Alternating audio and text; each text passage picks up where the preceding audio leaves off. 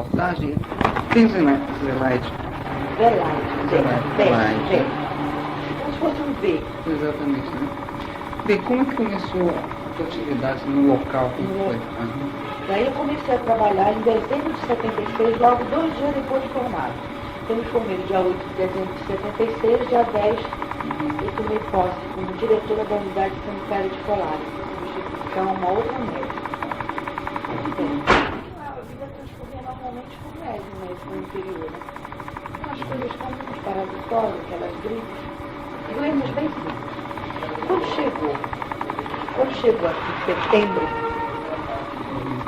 depois da Semana da Pátria, me lembro bem pelo seguinte, porque houve o desfile, eu estava lá, a cidade era normal, estava aquelas suas crendices mesmo de pescador, cidade praiana, cidade praiana, eu morava na beira da praia, com as 3 empregadas, a pretora e a dentista, que são minhas amigas, até hoje. Depois da Semana da Pátria, eu comecei a ser procurada por pessoas na própria unidade que se diziam atacadas por algo que eles chamavam de chupa-chupa. Como é que acho que surgiu o batismo, né? Foi lá que surgiu, porque foi o primeiro local que apareceu, foi em Colares. Não foi na Vigia, não foi no Mosqueiro, tá? Nem foi em Santo Antônio do Tauá, foi lá. Porque ela é a praiana, ela é a cidade praiana, as outras não são mais centrais. Então, aí houve um descrédito da minha parte, sabe? Eu achando que era crendice, que era até problemas assim de bruxaria, que eles acreditassem, tudo bem. Mas aquilo foi se repetindo durante a semana toda, com uma insistência. Um dia vinha um, outro dia vinha outro paciente. E eu, no princípio, eu não me preocupei em examiná-los, só em escutar. Isso é o mal de todo médico recém-formado, né? Ele se forma assim, cheio de vaidade e ele acha que tudo é palhaçada, e só a medicina é que é real. Na segunda semana, aquilo se tornou tão repetitivo que eu passei a examinar as pessoas que se diziam atacadas. E eu via, Daniel, coisas assim que eu nunca vi nem pude explicar, porque não existe nos meus livros. A área que eles diziam que tinham sido atacados apresentava queimadura semelhante às ações do raio de cobalto. Sabe o que é cobalto? Quando o cobalto bate na pele, queima, tá? Fica aquela parte enegrecida. A alopécia, que não sei se você sabe que a alopécia cai todos os pelos de uma vez só, inclusive com raiz e tudo. E aquela parte descasca posteriormente, né? Por exemplo, quando eles eram atacados no tórax, o hemitórax atingido descascava e o outro ficava íntegro. Os pelos ficavam íntegros do lado não atacado e caíam por inteiro do outro lado. E eles sempre me apontavam o local da chupada, que no princípio eu não podia visualizar por causa da pele, que se encontrava enegrecida. Mas esse enegrecimento era súbito. Se ele era atacado de noite, de manhã ele já estava negro. Mas é uma queimadura, deixa eu te definir como seria essa queimadura. Ela não forma bolhas, Ela não é semelhante a uma queimadura tipo fogo, tipo água quente. Ela é tipo raio. É idêntica ao raio de cobalto. Há dores no local? Não há dores. Não há dores. Vermelhidão. Há vermelhidão, que depois enegrece, fica enegrecida, cai os pelos. Eles não referem dor, eles só referem a... Não forma. É igualzinho queimadura de raios de cobalto. Eles só referem um ardor discreto. Quando a pele, no segundo ou terceiro dia, começa a cair, a gente vai visualizar os 2 orifícios que eles apontam desde o princípio. São 2 pontos semelhantes a furadas de agulha, paralelos, tá? E bem próximos. Como se fosse assim, 2 orifícios feitos por um grampeador. Isso que mais me impressionou, porque todos tinham isso. Todos, nenhum deixava de ter. E eram homens, geralmente? Homens, mulheres, rapazes, só não crianças. Nunca atendi criança. Aí eu comecei a registrar um relatório, com aquela vontade de mandar e aquele medo de me tornar ridícula. Sabe? De pensarem, poxa, foi pro interior e já ficou cheio de hábitos, né? Quando chegou na terceira semana, a população, que na ilha, na época, na ilha toda, era de 6.000 habitantes, e na sede do município era de 800 habitantes, para você ver como era pequenininha. Ela começou a esvaziar. Os ônibus que só faziam uma viagem por dia passaram a fazer 2, 3, porque a procura de passagem era muito grande. A primeira pessoa que fugiu da cidade, por incrível que pareça, foi o delegado. Quando deveria ser o último. Ele atravessou, ele morava perto de mim, e disse para mim: olha, doutora, a senhora não vai embora? Eu disse: não. Ele disse: pois eu já vou, porque eu não sei o que é isso. E nem os meus soldados, ele tinha 3 soldados no destacamento dele. Eles não querem ficar, estão com medo, então vamos todos embora. Aí eu me lembro que eu falei para ele: mas não tem mais ônibus, acabou. Ele disse: não, mas não tem importância, eu vou de barco. Quando na cidade não tem trapiche. Então ele foi de canoa para a vigia, da vigia ele pegou um ônibus e veio para Belém. Com isso, Daniel, a cidade foi esvaziando a cada dia.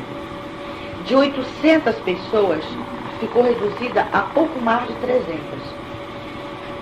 Tudo fechou.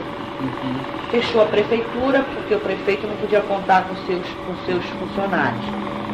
Fechou o grupo, fechou a escolinha, tinha das crianças, e só ficou funcionando, eu me lembro bem, a unidade, porque tinha que atender os casos. E mais nada, porque nem o funeral continuou aberto. Mas o principal motivo que fez eles fecharem foi porque eles não dormiam de noite. Eles passavam a noite acordados vigiando a população. De dia, eles não queriam trabalhar. E eu tinha que trabalhar porque eu tinha que atender os pacientes. Tanto prova que a dentista não trabalhava. Porque ela não tinha necessidade de trabalhar. Mas eu tinha para atender os casos. Porque, inclusive, nessa época dá muita crise de histeria, né, na própria população. Muitos que nem são atacados começam a passar mal com medo de serem atacados. Eu pedi à Secretaria de Saúde permissão para me ausentar da cidade, para vir para minha casa. E foi negado, porque eles não acreditaram e acharam que eu tinha que continuar lá. E eu continuei. O prefeito, todos os sábados, ele vinha a Belém. Ele comprava pistolas, fogos antigos de artifício, e mandava juntar latas e distribuía café para a população. Então, quando chegava às 6 da tarde, todo mundo começava a vedar os orifícios das casas com jornais, inclusive buracos de telha, janela, tudo era vedado, buraco de fechadura. Até a minha casa, a empregada tinha um trabalho de botar nas vidraças, porque a minha casa era a única de alvenaria da cidade toda, o resto era madeira e barro. Então ela botava jornal nas vidraças, ela entupia todos os buracos de telha com jornal, isso ela começava desde cedo fazendo. E até os buracos da fechadura, porque eu queria meter a chave e não podia estar entupida de papel. Tudo para não entrar o raio, porque o raio, segundo eles, entrava através de orifícios. Ela não conseguia entrar num local totalmente vedado. O que é difícil, porque no interior as casas são muito abertas. Então, começava isso. 6 horas da tarde nós íamos para as portas, da porta, né? Era distribuído café, as pistolas, que eu tenho pavor, que eu nunca arrisquei, e as latas para que eles batessem, na tentativa de não deixar eles baixarem mais do que eles já baixavam. Chegaram a baixar muito? Baixar muito. Inclusive eles tentaram, na época que a aeronáutica estava lá, né? Eles tentaram aterrissar no campo de futebol, o único campo de futebol que tinha na cidade. E o pessoal da aeronáutica correu da praia para o campo de futebol, que ficava na estrada, para tentar entrar em contato com eles. Mas aí a população chegou na frente e afastou com pistolas e baques. Então isso para eles foi um horror, porque eles passaram uma semana conscientizando a população de que eles não existiam, tá? Mas que quando eles aparecessem, olha só a incoerência, né? Que não era para se fazer absolutamente nada para espantá-los. Mas é difícil você convencer o caboclo da Amazônia com uma coisa dessa. Então, nessa época, houve muita afluência assim, de políticos, né, deputados estaduais, pela área, para lá, né? Eles iam lá ver. Eles iam lá ver.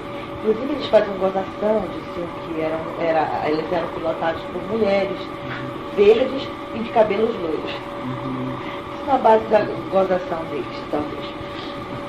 Então, voltando, então nós começávamos, nós não, que eu não batia lata, nós ficávamos se batendo lata, soltando pistolas até o dia amanhecer. Aquela barulheira. Então, como eu tinha que trabalhar, eu acho que eu era a única que dormia na cidade. Mas um sono perturbado, porque toda hora era uma pistola, era um baque, eles faziam um revezamento para bater. E o número de casos cada vez aumentando. Porque no princípio, Daniel, as pessoas não foram atacadas na sede, e sim nas vilas. Muitas vilas, não? 7 vilas. Além da sede, tem 7 vilas. O primeiro paciente que eu atendi, ele era de uma vila chamada Fazenda. E foi um rapaz. Um rapaz de seus 18 anos. Ele foi namorar, depois voltou para casa e dormiu com roupa e tudo, com a janela aberta. Ele me contando, a janela aberta. Por volta de umas 2 horas da madrugada, que ele calcula, mas que ele não tinha relógio, ele foi despertado por uma sensação assim de calor, sabe? Ele tentou, abriu os olhos e pela janela onde ele tinha atado a rede,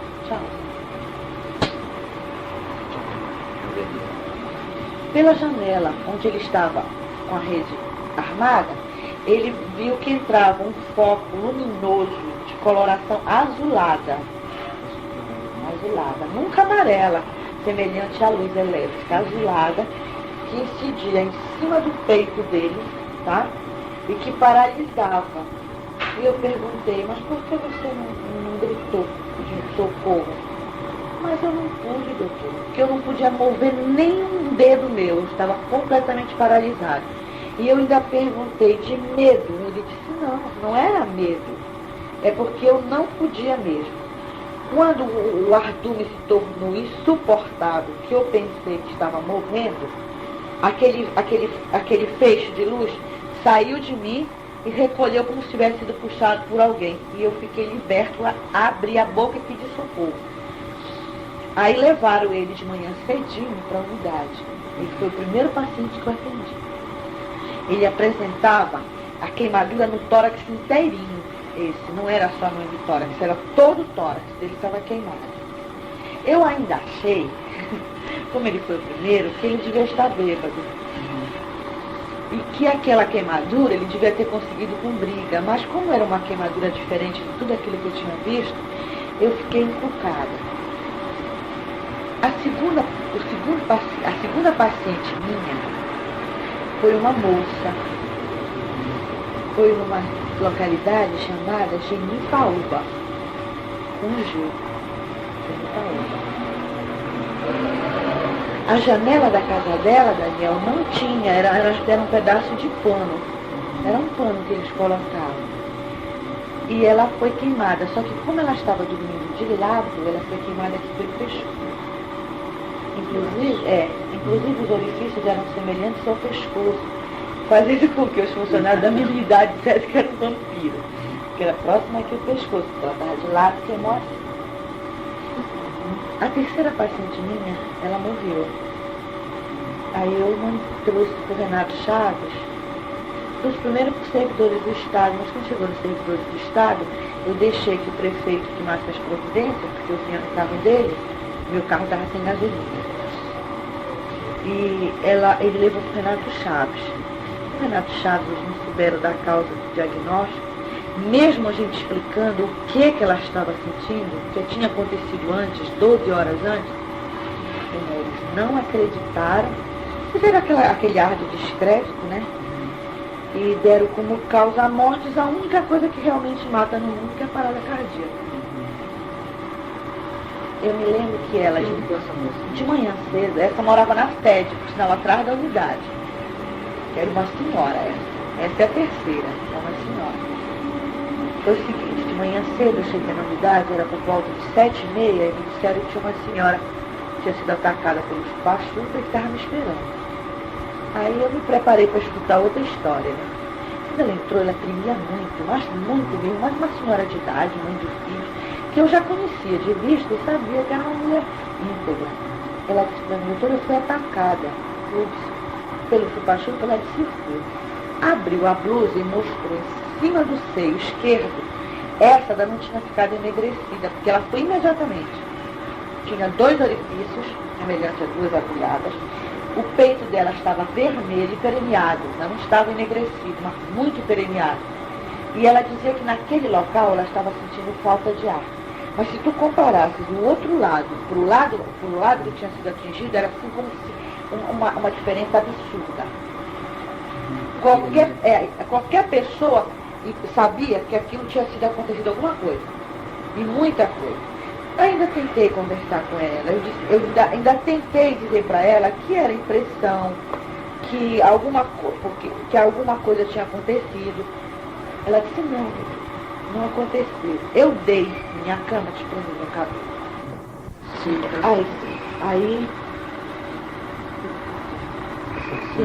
Aí ela foi na unidade e conversei, eu disse que era aquela impressão, que não era verdade, que tinha acontecido alguma coisa. Eu ainda disse, tentei induzi-la de que fosse algum bicho que tivesse ferrado, mas não ia ferrar tudo aquilo, aquela área enorme.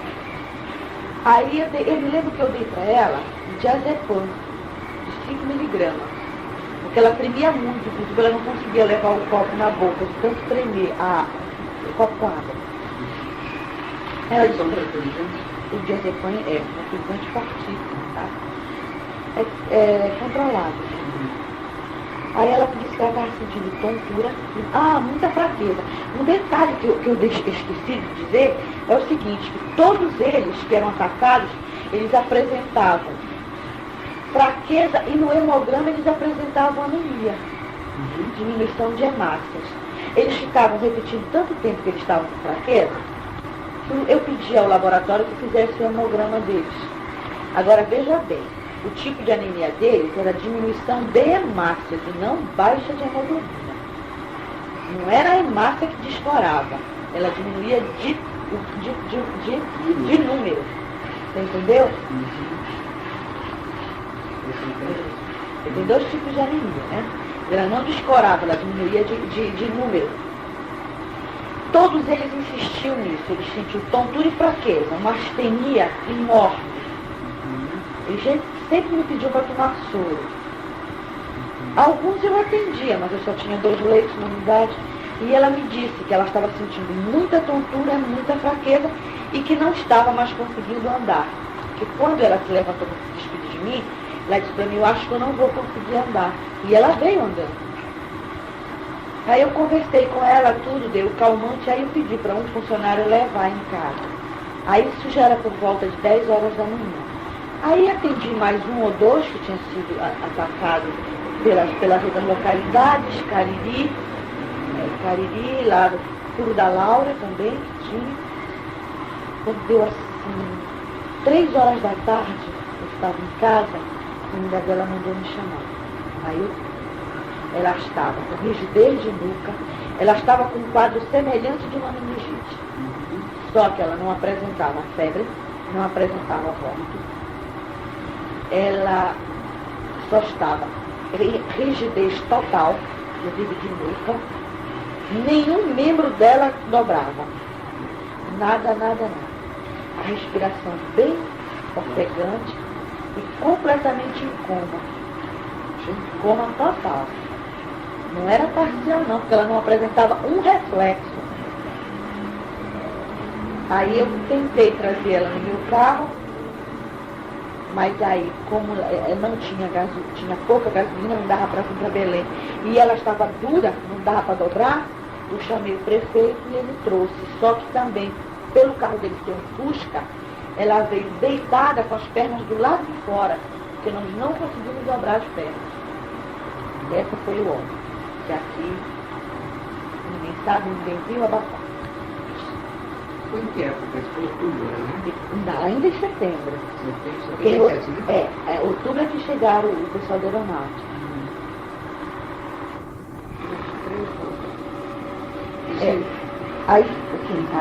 Aí eu fiquei esperando o resultado dessa senhora. Como eu não podia sair de lá, né? Aí o prefeito veio buscar pedir laudo Aí no laudo constava parada cardíaca, quer dizer que nada adiantou das informações que nós demos. Esse laudo onde a gente poderia encontrar ela aqui, a família deve ter. Eu não sei. Deve ter no atestado de óbito, né? Ela não lembra o nome dela? Eu não lembro, porque era tanto, eu era a única médica nessa cidade. Depois eu era tão nova, eu tinha com 23 anos, recém-formada. Eu ainda não tinha assim, uma dinâmica de trabalho que eu tenho agora. Eu era muito dispersiva, apesar de ser detalhista, mas em termos de trabalho era muito dispersiva. Você tá com calor? Não. Sim. Aí eu esperei, né? Aí veio a resposta. Com isso eu me amedrontei mais ainda do que eu poderia acontecer comigo se eu noticiasse isso. Porque se o próprio Instituto Médico Legal nega a causa mortes, não procura pesquisar nem levar para laboratório, se eu pego e mando um relatório, como eu estava aprontando, que tinha mais de 30 páginas, para a minha Secretaria de Saúde, aí é que eu vou ficar mais desmoralizada, né? Porque eu não vou ter onde me basear. Onde que eu vou me pegar? Com o que eu vejo? Com o que eu escrevo? O que as pessoas me dizem? Aí eu fiquei com mais medo ainda do que eu estava escrevendo. 3 dias depois, passando 3 ruas da casa que eu morava, assim, em termos assim, paralelos, né? Morava uma senhora que eu tinha laços de amizade por ela, porque na primeira semana que eu trabalhava lá, o filho dela seccionou um ramo da artéria femoral com uma tesoura. E eu me lembro bem que ela, desesperada, carregou o filho no colo, juntou o sangue todo numa bacia, na tentativa que eu colocasse de novo. E eu consegui suturar e fazer a hemostasia da artéria femoral precariamente, né? Então, com isso, ela ficou com laços de amizade comigo. E a filha dela mais velha me foi dada como empregada, servir como doméstica, na casa da minha irmã aqui em Belém. Então, ela era uma pessoa normal, costureira, por sinal, costurava, bordava, tudo, nova. Só que tinha o mau hábito de tricotar durante a noite, que a luz ia embora. Um detalhe que eu esqueci de dizer, que a luz chegava às 6 e ia embora às 9. Olha o dia. Então ela tricotava com lamparina.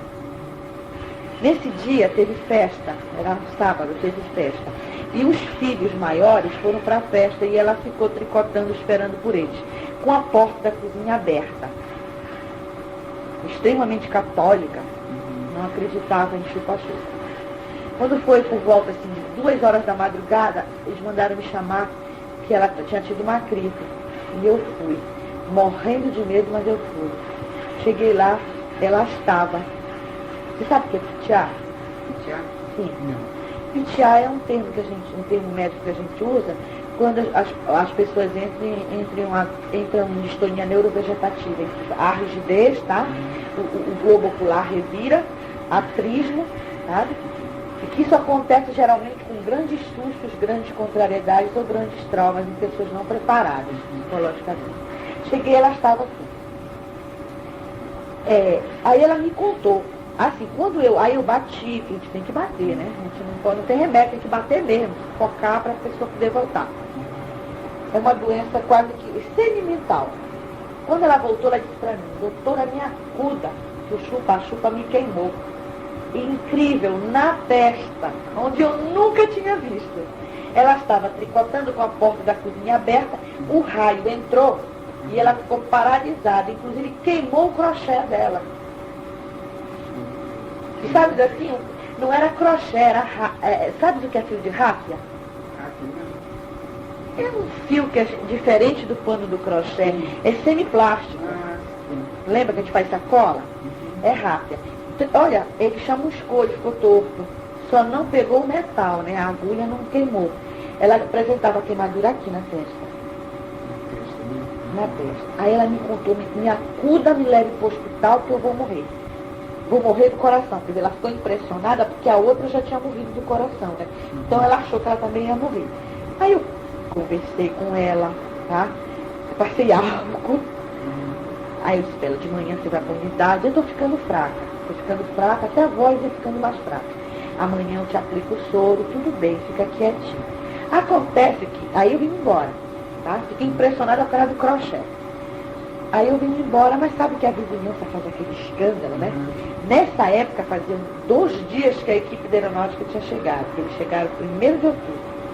Eles correram, foram na praia, onde eles estavam acampados, chamaram e eles estiveram lá. Escutaram a mesma história dela. Viram a mesma testa, viram o mesmo crochê, deram somalho. Eu nunca me esqueço porque ela me levou a caixa depois. Pediram para ela não falar para ninguém. E foram embora. Quando foi de manhã, ela foi me contar e me mostrar a caixa e me pedir para que eu passasse remédio, porque ficou horrível, aquela testa ficou preta. Essa foi a 4ª. Outra foi a 5ª, foi o pescador. Sim, nessa época, Daniel, nós começamos a passar fome. Toda a cidade, pelo seguinte, porque os pescadores, eles saem por volta de meia-noite para pescar. Que é para 5 horas da manhã já está todo pescado. Nós só comíamos peixe, porque lá é uma cidade praiana, não tem carne. Aí começamos a passar fome, porque a metade dos pescadores não iam. E os que iam eram atacados. Lá em alto mar. Então foi diminuindo o pescado, nós fomos começando a comer sardinha. Começou a esgotar na mercearia a comida, então por fim, coitada, a gente já comia só feijão com farinha. Era feijão com farinha. Então esse pescador, acho que ganancioso, né? Ter ficado pouquinho só para pescar, ele continuava pescando enquanto os outros não iam mais. Aí a gente começou a comer galinha de quintal. Eu não passava fome enquanto o pessoal me dava comida. Aí ele foi com mais 2, que eles nunca vão pescar sozinhos. Ele foi o barco pesqueiro, ele foi atacado. No meio do mar, ele foi atacado. Não é mar, né? É costa, aquela costa. Ele foi atacado e eles trouxeram para me atender. Velhinho, ele não morreu, mas ele foi queimado. Também no peito. Foi no peito. Geralmente eles andam sem blusa, né? Eles andam sem blusa. Eles dormem sem blusa, né? Ele foi atacado. Então, com isso, outro que eu não cheguei a atender, porque caiu ao mar, eles dizem que ele com medo do ataque, ele caiu. O companheiro dele afirma que ele foi atacado e com isso caiu do barco. Esse eu não consegui saber o nome nem atendê-lo, porque ele morreu, caiu no mar. Este não, o primeiro pescador atacado eu atendi. Depois que o outro morreu, que caiu no mar, aí pronto, aí ninguém foi mais pescar. Então, outro que caiu. Depois que o outro caiu, é que ninguém pescou mais. Ninguém. Então a gente fazia o seguinte, dia de sexta-feira à tarde, incrível que eu fazia, pura loucura. Eu ia com os 11 funcionários que eu tinha da unidade, pescar siri nas pedras. Porque não tinha mais nada para comer nas mercearias, eu sempre pedindo para a secretaria deixar eu passar uns 20 dias em Belém, ela sempre negando. Então nós íamos pescar siri, senão eu aprendi com eles. Eu ia para as pedras, a gente pescava siri e comia. Comia siri. Depois, quando a situação foi piorando muito, aí o prefeito comprava carne em Santo Antônio do Tauá e dava para mim, que a pretora veio embora, né? Eu morava com a minha comadre hoje em dia. Então foi a primeira que veio embora. Ela passava só 2 dias por semana lá. Aí nós comíamos o que o prefeito trazia. Uma das poucas pessoas que não fugiu foi eu, o prefeito e o padre. O padre, porque talvez não acreditasse, não ligasse, também ninguém frequentava mais a igreja mesmo. Nessa altura? Não frequentavam mais. E esses números foram aumentando, até um ponto insustentável. Eu me lembro que chegou a supervisão da Secretaria de Saúde para fazer a contagem do número de casos de tuberculose. Então eles mandaram 3 técnicos, uma assistente social, uma enfermeira e uma farmacêutica. Aí elas chegaram logo me perguntando, olha, nós não vamos poder dormir por causa do chupa-chupa. Eu disse, bem, mas a maré já secou, não vai poder atravessar, tem que dormir. Porque a maré secava e isolava a ilha de todo mundo, como é ainda até hoje. Já feita aquela seca, ela isola. Aí elas ficaram, pelo jeito. Então com isso elas ficaram com mais a minha empregada, incentivando o do lado de fora. A gente dormia do lado de fora. A gente botava o colchãozinho, deitava e se cobria, tá? Enquanto 2 dormiam, 2 batiam lata, 2 soltavam pistola. Eu nunca dormia só, sempre foi empregada. E não dava. Mas com o meu sono era tão grande que dava, porque eu vivia pobre de sono. tanto ser chamado de madrugada. Então, nessa época, elas puderam constatar, que elas puderam ver no dia seguinte os casos, antes de voltar, que eu tinha atendido. As pessoas que tinham sido atacadas. Com isso, o pessoal da aeronáutica se mantinha assim, muito separado, sabe? Eles fizeram 2 acampamentos, um na estrada e um na praia. Eles eram em torno de 30, usavam 2 Brasílias. Eles entrevistaram todo mundo, a primeira pessoa que eles foram foi comigo, com o padre, com o prefeito. Eles procuravam entrevistar todo mundo, mas assim, uma coisa assim tão sigilosa, tão... Ninguém soube. Por favor, não diga nada, me descreva, me desenhe, mas não fale para ninguém. Ou se você não quer saber, não vai perguntar, né? Eu acho, sou dessa opinião. Aí foi quando chegou o bendito dia que eu fui consertar a clavícula de uma criança que estava quebrada na unidade. Aí eles foram ficando descarados, sabe? Eles passaram a aparecer cedo. Sim. Os aparelhos, as luzes, eles não esperavam a noite. Eles apareciam que horas? À noite, normalmente depois que a luz da cidade apagava. Às 9 horas da noite? Eles começavam a aparecer a partir das 10? Das 10 até 4 da madrugada. Até 4 da madrugada? Depois desapareceu. Ao mesmo tempo, esses objetos apareciam 1, 2... Não, primeiro apareciam isolados. Depois eles apareciam em vários lugares. Não podia ser o mesmo, né? Se atacava uma pessoa no Genipaúba, uma no Furo da Laura e uma na Fazenda, não podia ser o mesmo. Em horas idênticas, depois eles começaram a ser vistos em grupos de 3. Mas sempre depois que a luz apagava, porque tanto na sede como nas 7 localidades, a luz era só de 6 a 9. Da tarde? Das 6 da tarde às 9 da noite. Porque a prefeitura é muito pobre, não podia pagar o óleo diesel. Com o passar do tempo, quando completou 1 mês já de sufoco, eles passaram assim, não sei se eles começaram a ter desespero, eles começaram a aparecer cedo, antes até da luz ser ligada. Foi dessa vez que eu vi, que eu nunca vou esquecer na minha vida, se eu viver 100 anos. Eu fui consertar a clavícula do menino na unidade, a unidade ficava 3 quarteirões da minha casa, só areia branca, mas como eu já tinha medo de ir sozinha, eu fui com uma das empregadas, dona Josimal, na mulher. Aí consertei, engessei a clavícula do menino e vim embora. Era 6 horas da tarde e eu já vinha morta de fome nessas alturas. Quando nós chegamos, assim, faltando uns 20 metros para nossa casa, ela começou a puxar minha bata e dizia para mim, doutora, e eu, o que é, menina? Mas eu olhava para ela e não para cima. Aí ela olhou ela apontou para cima e caiu. Ela caiu. E eu, em vez de olhar para cima, olhei para ela, porque ela era muito obesa, né? Eu olhei para baixo, porque eu olhei para cima e nunca vou me esquecer. A coisa mais linda que eu já vi na minha vida. Chega até a me arrepiar. Deixa eu te descrever.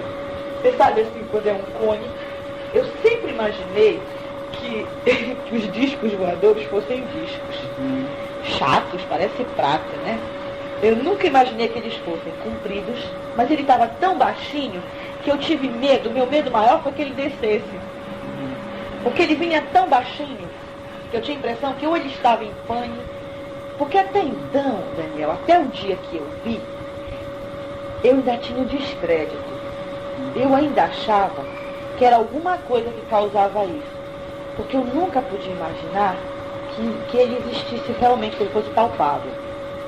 Ele era comprido, eu vou descrever bem como eu descrevi para eles, comprido, assim, cone, né? Um cilindro. Cilíndrico, metálico. Agora, o andar dele, ele não andava assim, olha. Ele andava assim, em espiral. O objeto andava em espiral. Ele não andava assim como um dos nossos aviões, né? Eles andavam assim, olha, lindo. Com 2 tipos de luzes. Por isso que ele chamava atenção. Pela cor extremamente prateada, prateado lindo no céu azul, né? E embaixo ele tinha 2 tipos de coloração. Ele tinha coloração violácea embaixo e avermelhado em cima. Mas a coisa mais linda que eu já vi. Era violáceo, era. O roxo era embaixo e o vermelho era em cima. À medida que ele andava assim, ele ia deixando aquele rastro de luz belíssimo como eu nunca vi na minha vida. Aí, naquele desespero, aí todo mundo começou a correr para dentro das suas casas, o pessoal que estava na rua, todo mundo começou a fechar a janela, a porta, ninguém me ajudou a juntar. Começaram a fechar e a gritar, corra, corra, corra, corra. E ela muito gorda, eu me lembro que eu peguei pelas axilas e fui puxando pela terra, que era areia branca. Quando chegou na batente da minha casa, eu não consegui subir com ela, entrei na minha casa, deixei ela lá na batente e ficava da porta, gritando para que ela entrasse e ela lá, desfalecida, porque eu não sabia se eu me salvava. Olha só como nós estamos egoístas, né? Instinto de sobrevivência. Eu não sabia se eu me salvava ou se eu puxava a pobre, que ficou sozinha na rua, não ficou um cachorro para salvar a mulher. Colares, na sede onde eu morava. Esse objeto ficou muito tempo lá? Não, olha, ele vinha nesse sentido, a senhora. Como se ele estivesse descendo, por isso que eu não socorri. Porque eu tinha a impressão que ele ia descer na praia, na beira da praia. Depois ele levantou. Eu não sei calcular metros de altura, não tenho a mínima noção. Mas ele é o tamanho desse prédio aqui? Ele? O objeto Eu acredito que ele era maior. maior? Senão eu não tinha. Esse objeto era estreito, né? Era estreito. Eu tive a impressão, quando eu estava na Ele porta... rodava também? Ele em torno de si? Ele em torno de si rodava. Ele não andava assim, ó. O que fazia ele ser bonito era exatamente esse movimento que ele dava, essas voltas, que aí deixava os rastros de luzes. O que eu queria te dizer é o Houve seguinte: ruído também? Não percebeu ruído? olha, eu não escutei, mas todas as pessoas que se disseram atacadas e que viram quando eles puxavam o peixe, eles faziam, parece assim, um assovio. Um assovio bem discreto, assim, parece que tivesse assim, abafadores. E outra coisa, ele ficava paradinho no ar. O objeto, ele parava. Duas das pessoas atacadas, não as primeiras, porque as primeiras ficaram em choque, mas duas lá do meio, mais ou menos, diziam para mim que quando ele recolheu o peixe, que elas corriam para ver, ele estava parado. E ele baixava muito para jogar o peixe. Eu acredito que ele baixava a metade do que a altura que eu vi para jogar o peixe.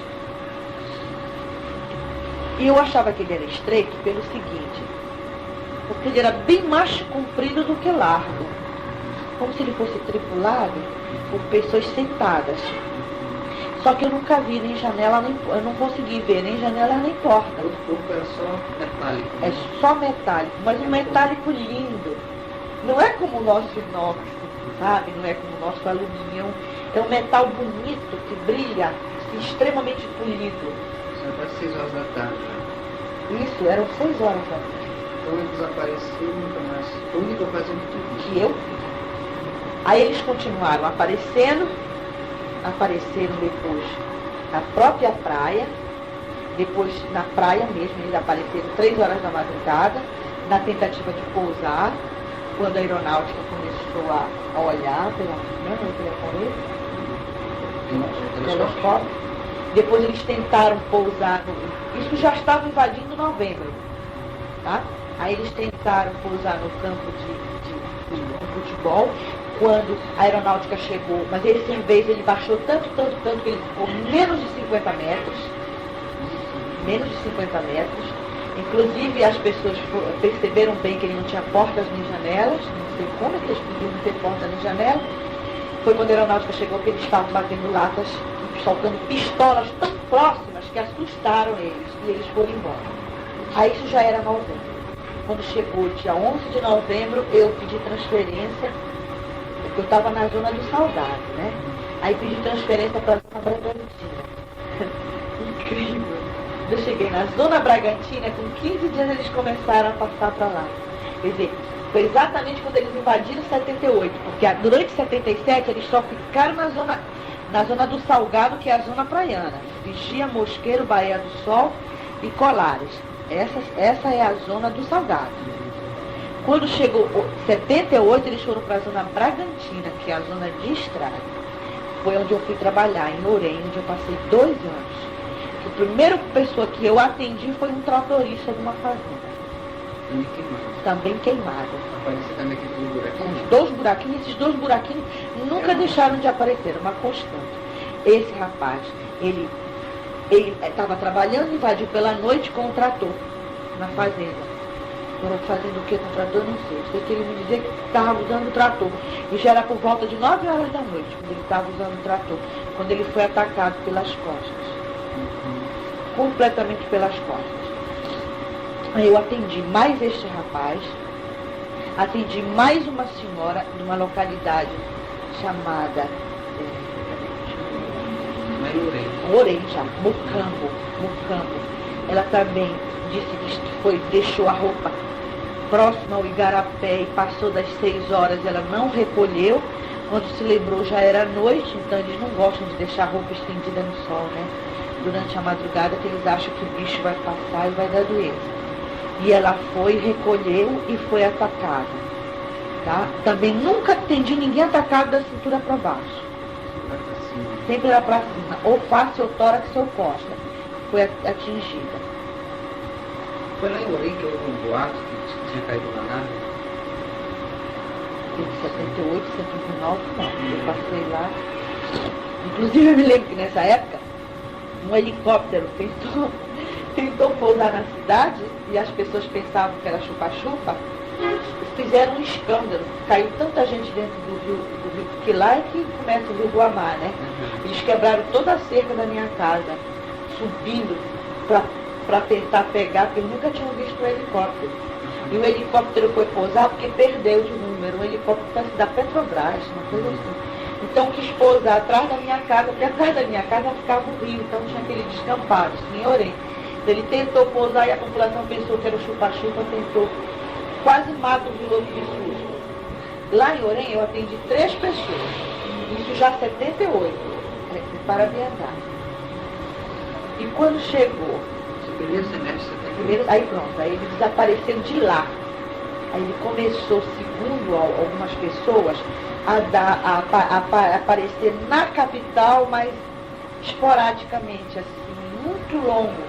Inclusive eu tenho um colega, ele foi embora daqui, o nome dele é Eduardo. Ele foi embora. Ele é formado em economia. Então ele era fiscal da fazenda. Sabe o que é fiscal da fazenda, né? Todos os caminhões que saem.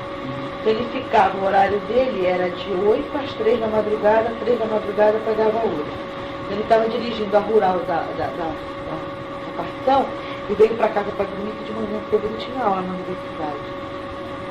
Ele veio chegando de Marituba, porque a central de fiscalização é lá.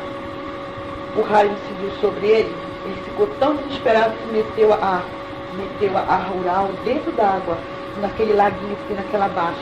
Você já viu aquele lago que tem? Casa não deu, pois ele caiu com a rural lá. Mas ele não chegou a se queimar, porque o raio foi através do vidro.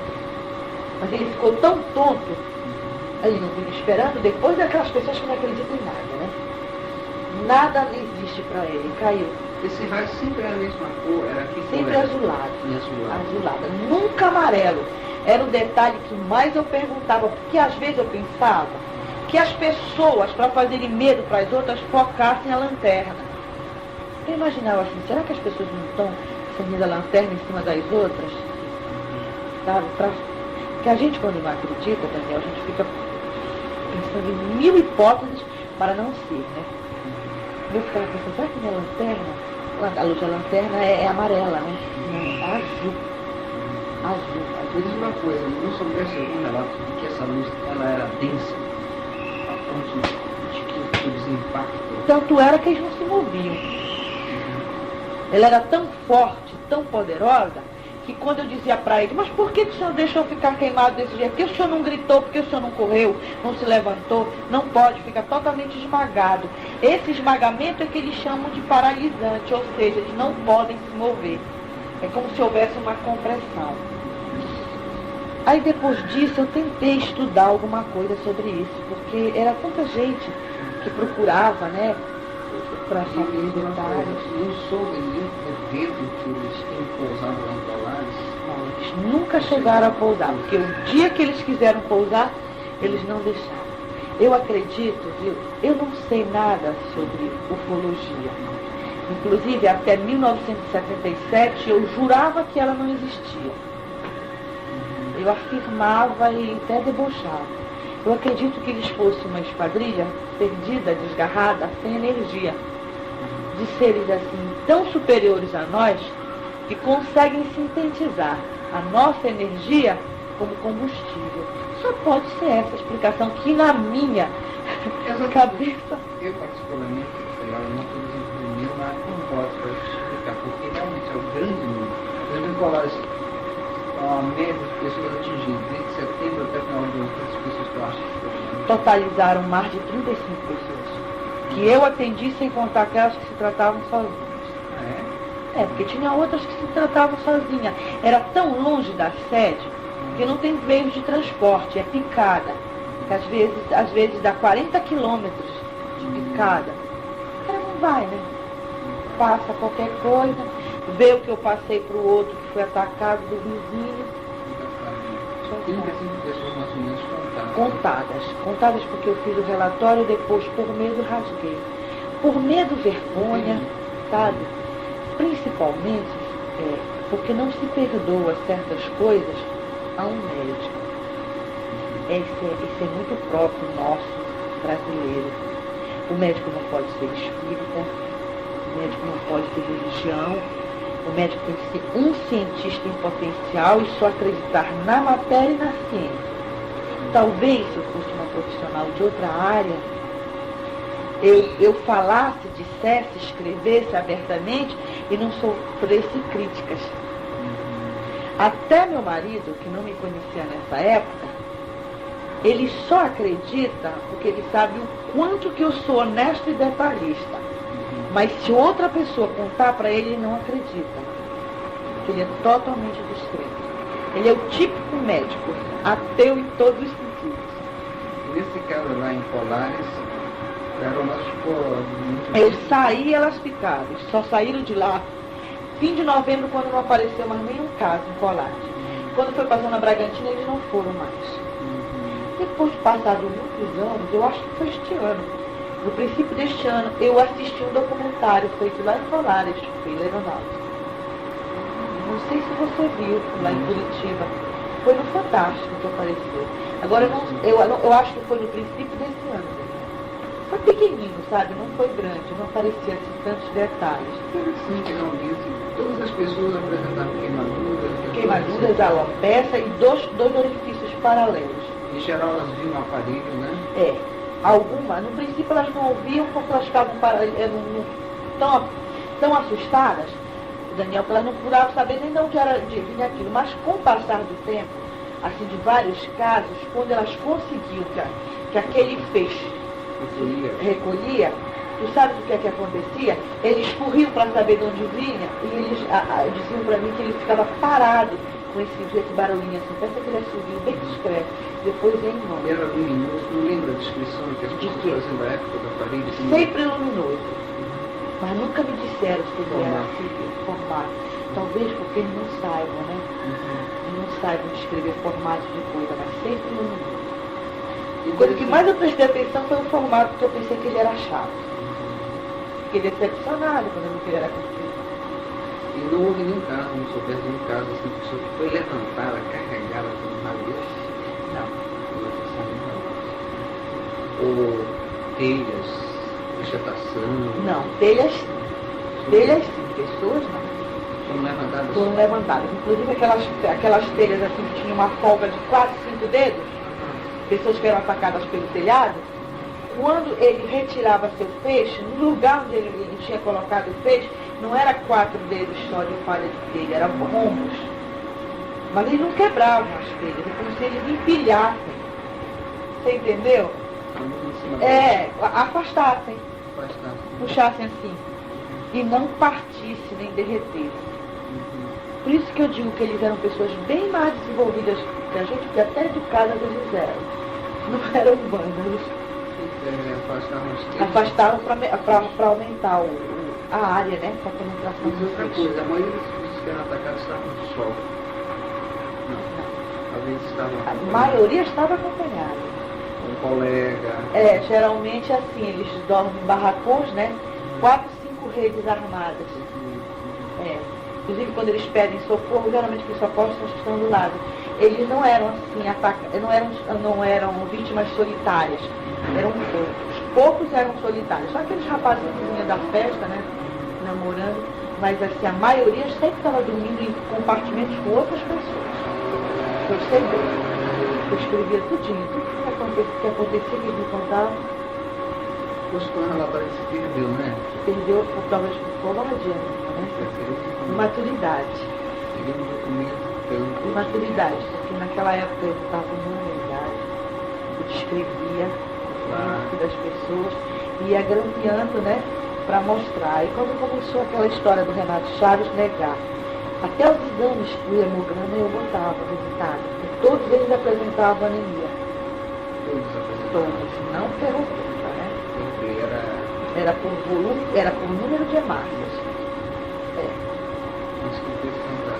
Eu acho, Daniel, que esta senhora morreu porque ela deve ter sido sugada em uma quantidade excessiva. E ela tinha um agravante cardíaco. Que depois a família dela morreu. Ela era uma cardíaca, dessas cardíacas comuns que não tem grandes problemas. E diz uma coisa, essa anemia, ela era acentuada em termos assim? Era, por exemplo, eu não sabia quanto eles tinham antes. Certo. Mas quando eu fazia a contagem de hemácias, a hemoglobina ficava igual. Certo.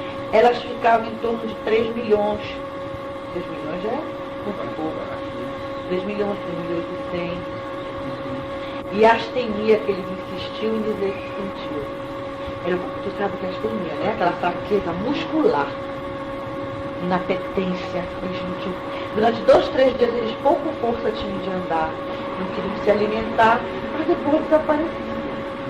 Só ficava engraçada a queimadura quando a pele ia saindo. Depois voltava tudo normal. Normal. Esses buraquinhos ficavam um tempo? Ficavam muito tempo. Inclusive eles eram entumecidos. Eles eram um pouco elevados. Uma papila.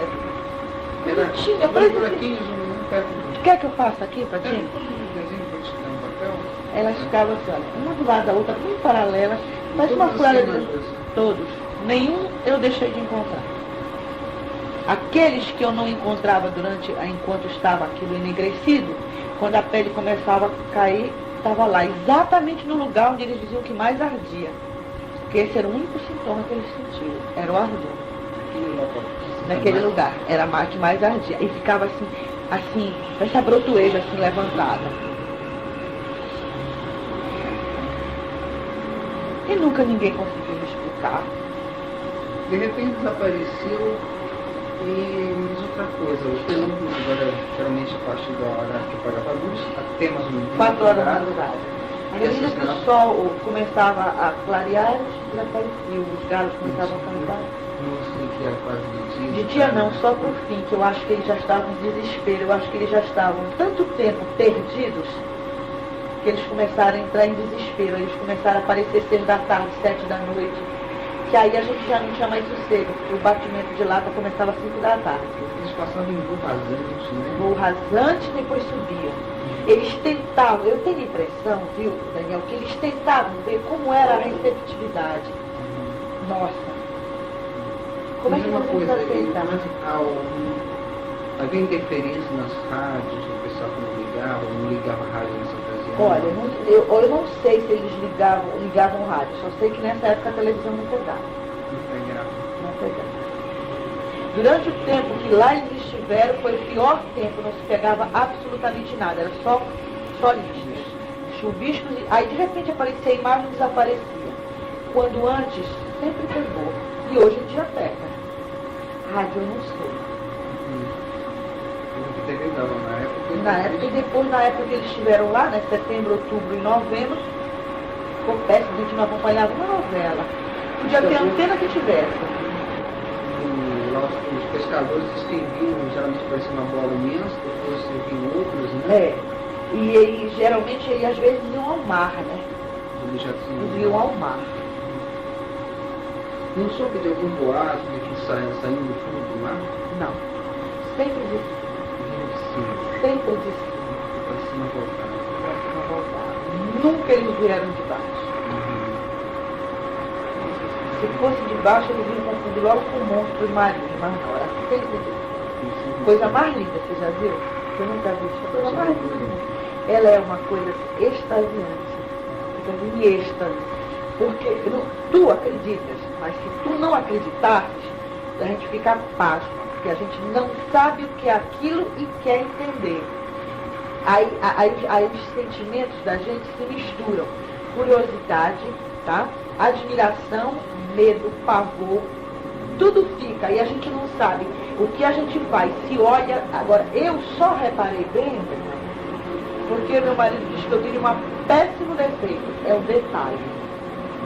Por exemplo, se você sair daqui, eu sei com que roupa você estava, todos os teus detalhes. A mesma coisa é na minha vida, nos detalhes. Então eu reparei, mesmo apavorada, olhando para cima e para baixo, correndo e entrando, eu olhei, eu queria ver detalhe por detalhe, porque eu queria entender o que diabo era. Primeiro uma coisa nova. Foi depois disso que eu fui ler aquele livro, Eram os Deuses Astronautas. Eu me deu o trabalho de ler 3 vezes para ver se eu entendi. Um verdadeiro caos na cidade. Enorme. Vigia, o que eu vigia? Foi muito pouco. Porque a maior área de atuação deles foi Colares, porque a população é 10 vezes inferior a Vigia. Colares era a vila de Vigia. E há 24 anos atrás ela se tornou município. E foi rebaixada 3 vezes a vila, por falta de condições financeiras. Então, Colares pertence à Vigia, 3 vezes se tornou município e 3 vezes foi rebaixada. Agora, pela 4ª vez, é município.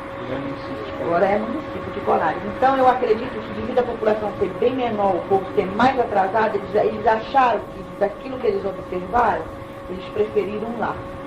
Poxa, a população, 800 pessoas numa vila, para Vigia, que Vigia tem 70 mil habitantes no município, Colares, na ilha toda, tem 6 mil na ilha inteira. A Colares é do tamanho do Mosquito ou maior? É do tamanho bem grande. Não, vou te dizer, ela é bem menor, bem redondinha. Colares. É. Colares é a primeira ilha do arquipélago do Marajó, mais próximo ao litoral, bem redondinha. É menor, bem menor. É fácil de você atravessar. Tem a balsa, agora já tem uma rampa. Quando a maré seca, a gente não entra nem sai na ilha. Tem que esperar que ela encha novamente para a gente poder passar com o carro na balsa. Senão você bate tudinho. Não tem condições de subir na balsa sequer. A vila fica 14 quilômetros para dentro. Não, para dentro. A sede do município fica 14 quilômetros para dentro da ilha. Ou seja, do lado de lá. E a praia é bem fácil. A vila é na praia. A gente entra pelo fundo da ilha, pela parte de água doce, tá? E a sede fica na parte de água salgada, do outro lado. No Colares tem algum marjozinho, você sabe, algum interesse mineral? Não tem mineral nenhum. Só vegetação? Só pesca, nem agricultura. Porque foi contaminado o solo pelo fusário, né?